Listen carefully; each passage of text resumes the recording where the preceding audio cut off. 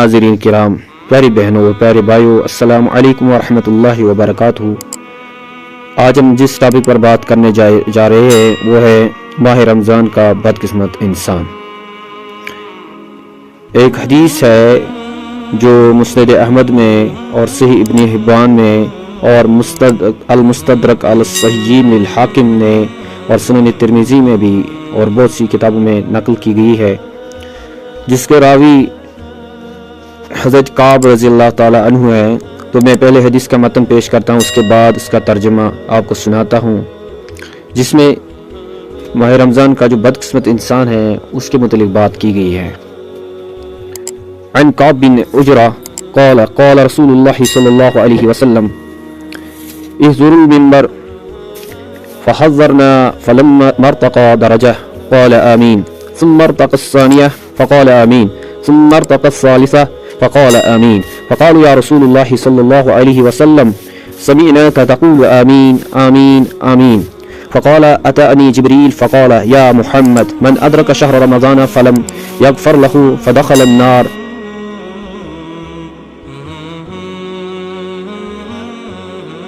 फ़अबअदहुल्लाह क़ुल आमीन फ़क़ुल्तु आमीन वमन अदरक अबवैहि औ अहदहुमा फ़लम यबर्रहुमा फ़मात फ़दख़ल अन्नार फ़अबअदहुल्लाह क़ुल आमीन फ़क़ुल्तु आमीन वमन ज़ुक्किरत इंदहु फ़लम युसल्लि अलैका फ़मात दख़ल अन्नार फ़अबअदहुल्लाह क़ुल आमीन फ़क़ुल्तु आमीन। तो ये हदीस का मतन था।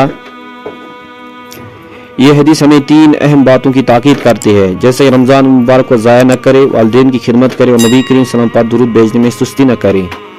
तो मैं इस हदीस का जो तर्जुमा है वो आपके सामने पेश कर रहा हूँ। हज़रत काब बिन उजरा रज़ियल्लाहु ताला अन्हु, जो कि इसके रावी हदीस है, कि नबी करीम सल्लल्लाहु अलैहि वसल्लम मिंबर पर चढ़े तो आपने फरमाया आमीन आमीन आमीन, यानी 3 मरतबा आमीन फरमाया। सहाबा किराम रिज़वानुल्लाहि ताला अलैहिम ने पूछा या रसूलुल्लाह सल्लल्लाहु अलैहि वसल्लम आपने ऐसा क्यों कहा? तो आप सल्लल्लाहु अलैहि वसल्लम ने फरमाया जिब्रील मेरे पास आए और कहा हलाक हो वो शख्स जिसने रमज़ान का महीना पाया और अपनी मगफिरत न करवा सका। तो मैंने कहा आमीन। फिर दूसरी बात इस हदीस में ये जिस बात का तज़किरा किया गया है इस तरह, फिर उन्होंने कहा हलाक हो वो शख्स जिसके सामने उसके माँ बाप में से एक या दोनों बुढ़ापे को पहुँचे और वो उनकी खिदमत करके जन्नत हासिल न कर सका। तो मैंने कहा आमीन।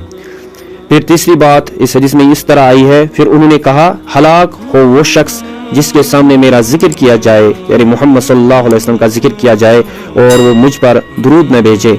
तो मैंने कहा आमीन।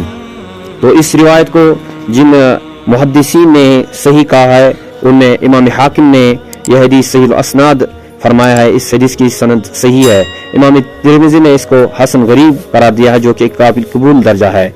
इमाम इब्न हिब्बान और इमाम अहमद ने भी इस हदीस को रिवायत किया है और मुहद्दिसीन ने इसे सही या हसन कहा है। यह हदीस हमें इन 3 अहम चीज़ों की तरफ मुतवज्जा करती है। रमज़ान का महीना बख्शिश का जरिया है, अगर कोई इसमें भी बख्शा न जा सका तो वो बदकिस्मत है। नंबर 2, वालिदैन की खिदमत जन्नत की राह है, जो इस मौका को गंवा दे तो वो हलाक होने के काबिल है। नंबर 3, नबी पाक सल्लल्लाहु अलैहि वसल्लम दुरूद भेजना मोहब्बत और ईमान की अलामत है, जो इससे महरूम रहा वो नुकसान में है। यह हदीस हमें एक कीमती नसीहत देती है कि हम रमज़ान, वालिदैन की खिदमत और नबी पर दुरूद भेजने जैसे अमाल को हरगिज़ मामूली न समझे। अल्लाह ताला हमें इस हदीस पर और इन 3 बातों